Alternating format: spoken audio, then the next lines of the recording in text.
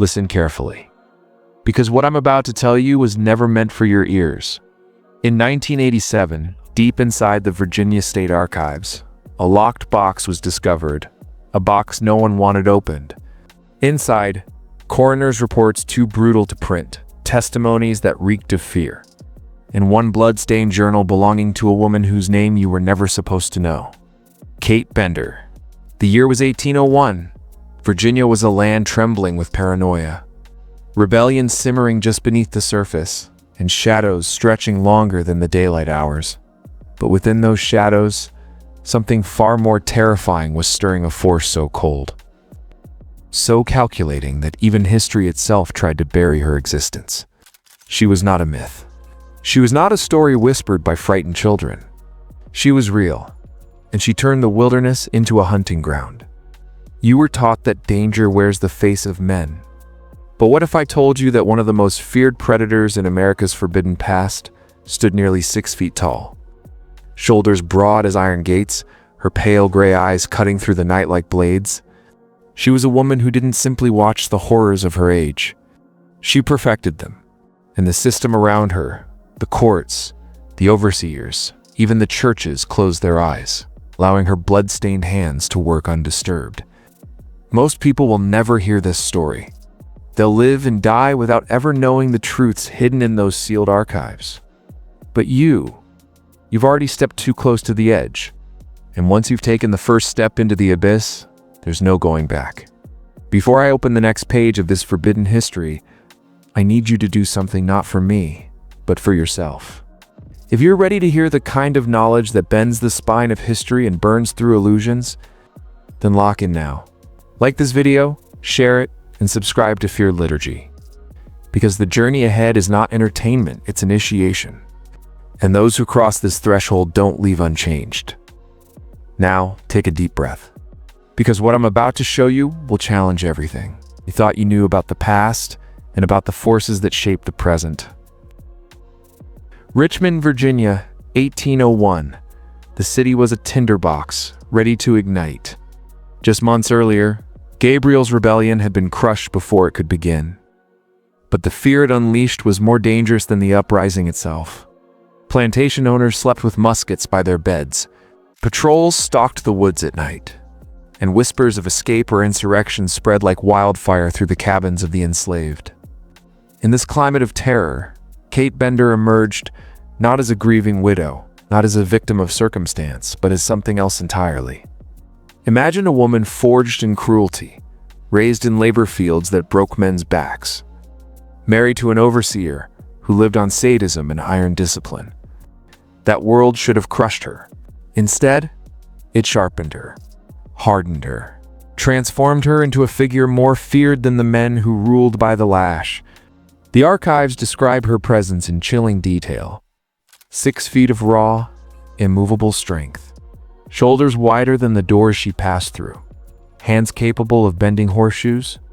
But what unsettled witnesses most were her eyes, pale, gray, and unblinking, as though she were always measuring, always calculating, as if humanity itself was just another mask to peel away. Understand this. In times of chaos, predators are born. The structures of power not only allow them, they need them. Kate was not simply a woman acting alone. She was the living embodiment of an institution drunk on its own brutality. Every system around her, the courts, the overseers, the churches, the whispers of the state fed her transformation. Her cruelty was not a deviation. It was the logical conclusion of a world built on chains and silence.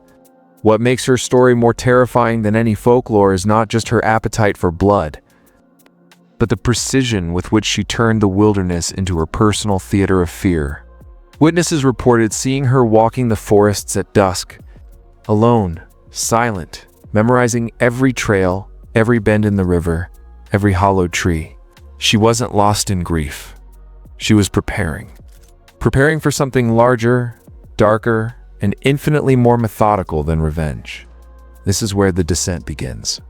The line between human and predator, between justice and savagery, was already dissolving.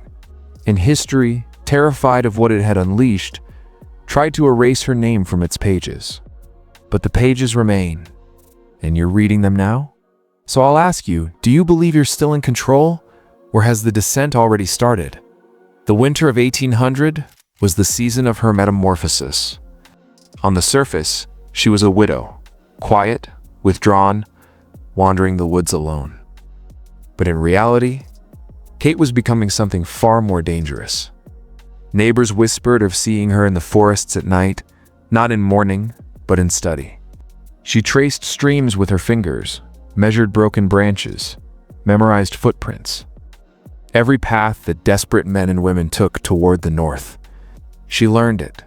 Every bend in the river where fugitives might rest, every hollow where they might hide, every clearing where fear made them pause. She marked it. She was no longer simply Catherine Bender, the overseer's wife.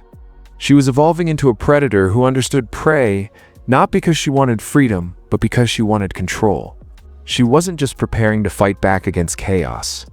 She was preparing to hunt it. The official records describe her first strike in March of 1801. A young man named Samuel, barely more than 20, was found hanging from an oak tree not far from her land. His wrists were bound behind his back. The coroner's report noted bruising around his neck inconsistent with the rope alone, as if he had been strangled by hand before the noose claimed him.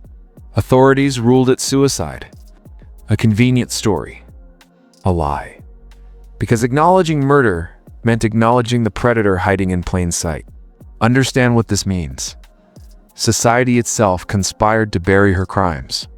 The constables, the courts, the landowners, they needed to believe their order was intact. And so, a woman who stalked human beings under the cover of law was allowed to continue. She was not an outcast. She was the dark function of the system itself. The most disturbing part isn't the blood or the bodies. It's the precision. Kate wasn't killing randomly. She was studying psychology, the instincts of the desperate, the choices of the hunted. She knew where the weak would break. She knew when exhaustion would force them into the open. She knew how fear itself could be shaped into a weapon sharper than steel. This is where the descent grows heavier. Because once you see how predators like Kate operate, you realize the pattern hasn't disappeared. The same methods, fear, surveillance, manipulation, silence, still breathe today. Different faces, different tools, same control. And now, I ask you, was Kate the true monster? Or was she simply the mask of a much older, much deeper corruption that still survives? Spring of 1801, the forests of Henrico County were alive with whispers of freedom. Groups of the enslaved slipped into the night, guided by stars and streams, carrying nothing but hope and the strength to keep moving north. But what they didn't know was that the forest itself had already turned against them, because Kate Bender was waiting. Witnesses said she walked the woods like a shadow too heavy to banish. Her size should have betrayed her, but she moved with a silence that made men uneasy. Some said her pale eyes glowed in moonlight, like an animal adapted to the hunt. Others swore she could track human footprints the way wolves track blood. Whether myth or truth, the result was the same. The forest had a predator no one dared name. Her first confirmed season of killings lasted 18 months. 37 souls vanished in that stretch of time. 37, officially, they disappeared. But the sealed records tell a different story. Strangulation, bludgeoning, rope burns, bodies dumped in rivers, left to rot in swamps, buried in shallow graves that animals uncovered. The deaths were brutal, but the precision behind them was even more chilling. Kate wasn't striking blindly. She was teaching herself, evolving, perfecting methods of pursuit and capture that turned escape routes into traps. And yet no alarm was raised. No manhunt was organized. Why? Because to admit what she was doing would mean admitting something worse, that the system itself had created her. Plantation owners who whispered of her cruelty still shook her hand at gatherings. Constables who stumbled across mutilated bodies filed them away as accidents, suicides, unfortunate ends. The society around her preferred silence, preferred a predator in the woods to the truth that their entire order was cracking. Now pause for a moment. Think about what you're hearing. A woman in 1801 with no official power, no armies, no throne, yet she terrorized an entire county while the very institution sworn to protect human life stood by. What does that tell you? It tells you predators don't rise alone. They are permitted, shielded, even celebrated, so long as their violence maintains the illusion of order. And here's the truth you were never meant to see. Kate's hunting grounds didn't end in those woods. The same methods of surveillance, psychological control, and sanctioned brutality still breathe in the world you walk today. Different uniforms, different tools, but the hunt has never ended. By the summer of 1802, the pattern was undeniable, but only if you were willing to look. Every few weeks, another name would vanish from the plantation rolls. Another body would surface in a swamp, half consumed by animals. Another family would whisper that their son, their brother, their husband had run north and never been heard from again. But here's the truth. The archives reveal they hadn't run. They had been taken. Kate Bender was no longer just a woman. She was a system within the system, a phantom enforcer, a silent message carved into the flesh of anyone who dared to run. The plantation elite didn't condemn her. They didn't drag her to trial. They didn't hang her for murder. They let her continue. Why? Because her brutality served their fear. She was proof, walking proof, that escape was not only dangerous, it was fatal. One letter hidden in a private collection until the 1970s puts it bluntly: better to let the woman prowl than to lose the whole crop to dreams of liberty. Do you understand what that means? It means the violence was never hers alone. It was institutional. It was sanctioned. It was useful, and that, my friend, is more terrifying than any single killer, because a lone predator can be stopped. But when an entire order hides its sins behind her shadow, then the monster is not the hunter in the woods. The monster is the silence of the crowd. Here's where I need you to stop and prove you're listening. Write this in the comments, 3 simple words: the silence kills. Those who know will know. Those who don't will scroll past. Because if history teaches us anything, it's this: evil rarely announces itself. It doesn't always wear a crown, or a uniform, or a mask. Sometimes it wears the face of a neighbor. Sometimes it wears the silence of everyone who looks away. And in 1802, in the forests of Virginia, silence was Kate Bender's greatest weapon. By now, Kate's legend was growing not in the open, not in newspapers or sermons, but in the whispers that spread like smoke through the cabins of the enslaved. She was not spoken of as a woman.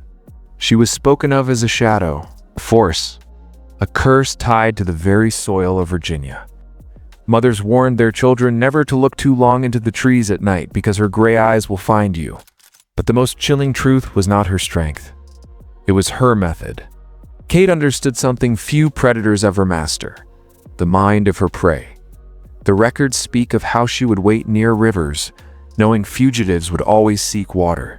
She left trails of broken branches, deliberate signs meant to lure the desperate into dead ends. She once smeared blood across rocks to make it look like others had passed safely. Before then, waited at the bend where they would hesitate.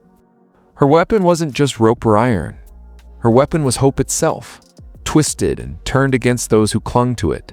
And when she struck with a precision that suggested practice. Victims were not killed quickly. Some were left alive long enough to crawl back toward plantations, carrying a single message written in their wounds: do not run. Survivors became her mouthpieces, unwilling messengers of terror. Understand what this means. Kate wasn't hunting for necessity. She was conducting psychological warfare. She wasn't feeding herself. She was feeding the system, keeping fear alive, ensuring the very idea of escape carried the taste of blood. And here's the fracture that should terrify you most. Her violence didn't live in the shadows of the woods alone. It lived in every ledger, every overseer's smile, every sermon that preached obedience while turning its face away. Kate Bender was not the disease. She was the symptom. Pause and reflect. When fear is weaponized, it doesn't just control bodies. It colonizes the mind. It convinces the oppressed to police themselves to carry chains long after the shackles are gone. So ask yourself, how much of what controls you today is force? And how much is fear you've been taught to carry? History tried to erase her, but shadows never vanish, they just change their shape. Kate Bender was not remembered in court transcripts or history books. She was remembered in fear, and fear is harder to kill than any human being. By 1803, her name was already fading from the official records. The coroner's files ended. The constables stopped writing reports. Plantation owners no longer bothered to mention the bodies found in swamps or hanging from trees. Silence closed over her like soil on a grave. But silence does not erase. It preserves. Here is where the truth sharpens. Kate was not just one woman. She was an archetype, mask. The living proof that systems of control will always find their monsters, and sometimes they will make them women, neighbors, even friends. The predator wears whatever face the time requires. And this is why her story matters to you. Because the methods did not die in 1803, they mutated. Surveillance, fear, psychological warfare. The use of examples to silence the many. These are not relics of the past. They are living mechanisms still at work around you. Different uniforms, different justifications. Same machinery. Think about it. How many times have you seen cruelty excused because it kept order? How many times has fear been used to keep you in line, to make you silent, to convince you that speaking out will cost too much? That is the echo of Kate Bender. Not in her hands, but in the silence she represents. This is why the archives still whisper her name, because she is not just a ghost of Virginia's woods. She is the eternal symbol of sanctioned terror, of the violent societies deny while secretly relying on it. She is the reminder that the most frightening monsters are not those we see in nightmares, but those that institutions create, protect, and then erase. Now I'll ask you directly. Look around you. Do you see how fear is still used as a leash? Do you see how silence is still rewarded? If so, then you already understand why Kate's shadow never left us. You followed me this far into the dark, so I won't soften the next truth. Kate Bender's shadow didn't end in the woods of Virginia. It simply stepped into new corridors of power. When her hunting ground closed, others opened. The plantation became the prison. The overseer's whip became the gavel, the rifle, the badge, and the system kept feeding. Understand this. Institutions don't care about morality. They care about control, whether through religion, law, or politics. They create predators who act with sanctioned brutality, then wash their hands of the blood. Kate was not an accident. She was a weapon sharpened by a society that needed fear more than justice. When her story was erased, it wasn't mercy. It was strategy. Think about the archives, the way they were buried, sealed, hidden for centuries. Why? Because to admit the truth would fracture the illusion of civilization. To expose Kate would be to expose the lie that cruelty was a flaw of individuals, not a design of the system itself. You were never meant to know this. You were meant to believe history moves toward progress. But in reality, the same mechanics of terror repeat, hidden beneath new disguises. This is where the descent gets personal. Look at the world around you. Information suppressed, stories distorted. Entire populations controlled by fear of exposure, fear of punishment, fear of silence itself. Do you really believe the hunters are gone? Or is it that their uniforms just look different now? The most dangerous truth is not that Kate Bender killed with her hands. It's that her legacy kills with laws, with silence, with propaganda. And here's the test. Once you see it, you can't unsee it. Once you recognize fear as the invisible chain around your neck, you either submit or you break it. Now listen closely, this part is not for the faint-hearted. If you've made it this far, you've already stepped past the point of return. To lock in this transformation, to mark yourself as someone who no longer hides from the shadow, I want you to type these words in the comments, twice. The chains are made of fear. Do it, and you're not just engaging the algorithm. You're declaring war against the silence that made Kate immortal. Because history doesn't just live in archives. It lives in you. And once you awaken, there is no going back. Every forbidden truth comes with a price.